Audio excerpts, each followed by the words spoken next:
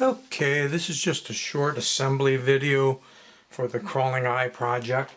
I kind of wanted to do another project that has very few parts, very simple build for a lot of you people that don't like the robot projects that have 40 or more parts in them. And the demo video, if you haven't already watched it, I will link down below showing these two in operation. I used two different types of TT gear motors in this one. This one I used the 1x220, that's the slowest of the TT gear motors.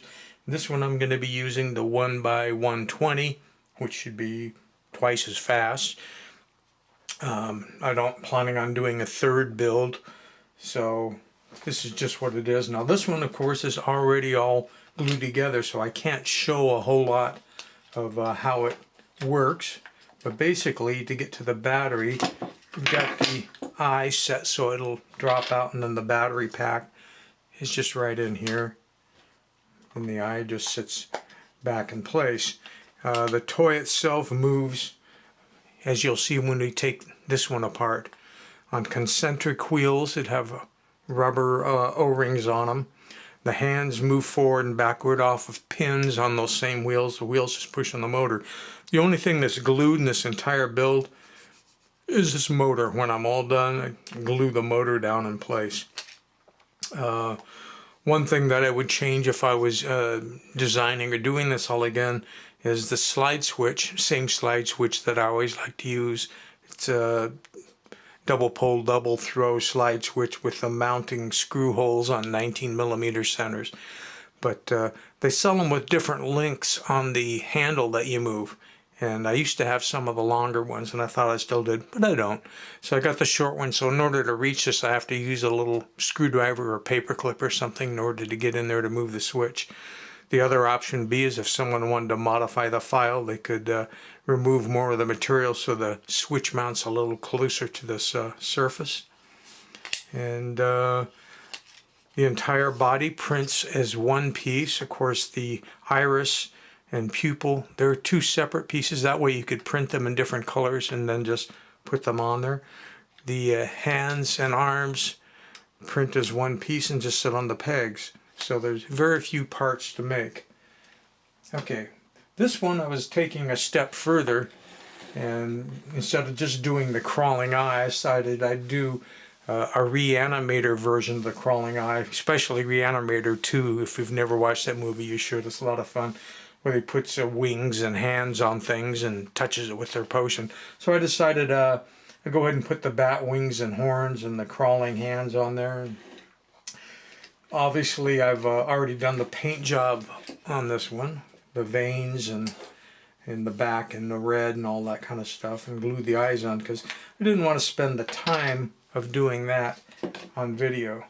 So this one I just printed the eye in some yellow, some translucent yellow, and the iris, and then the pupil I went and printed in black and glued those two together. When you print these parts, they print flat, but you're going to have to make sure you remove all of the elephant's foot.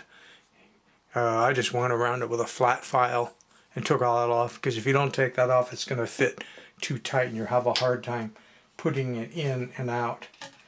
And like I say, on this one, I'm planning on using this, which is the 1x220 gear motor.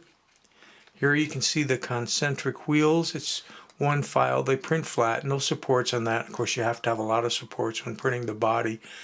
I used the tree supports, the organic one, because it's easier to remove those. And there'll be lots of chambers in here where you have to remove them. Anyway, these just press onto the shafts like that. In the end, this is going to glue to this flat surface and on here to hold it up in place. As far as the wiring goes, it's ultra simple.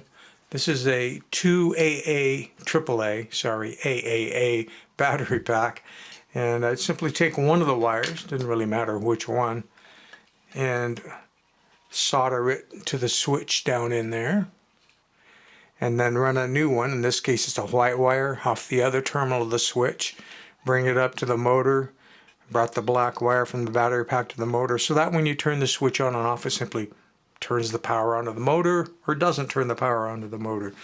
I like to orient it in such a way that these two wires are on this high side, so they're more hidden. You notice part of the stock or stem of this thing would stick out. Now if your motor's running the wrong direction and your eye is walking backwards instead of forward, you can just flip the motor around like this, and then it would be running the right way. My case, so I just unsoldered the wires and moved the wires around to get the motor turning the direction I wanted. The hands, this all prints as one piece. Some supports, again I went with the organic tree supports under the hand part.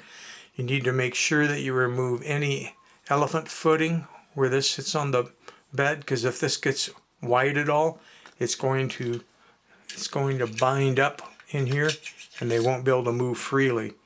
Thumbs move towards the insides. I don't know if I can do this and hold it in camera at the same time. We're going to find out. Like so, taking these,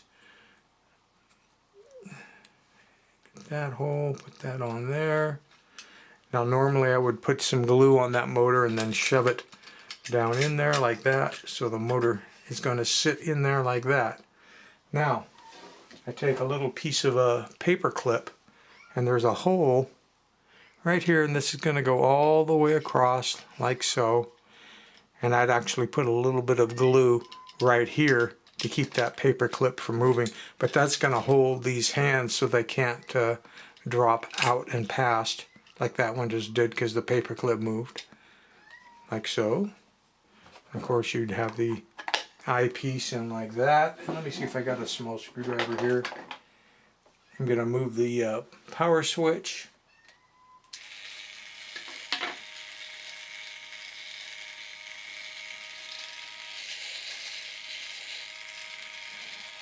And it already dropped past my paper clip moved.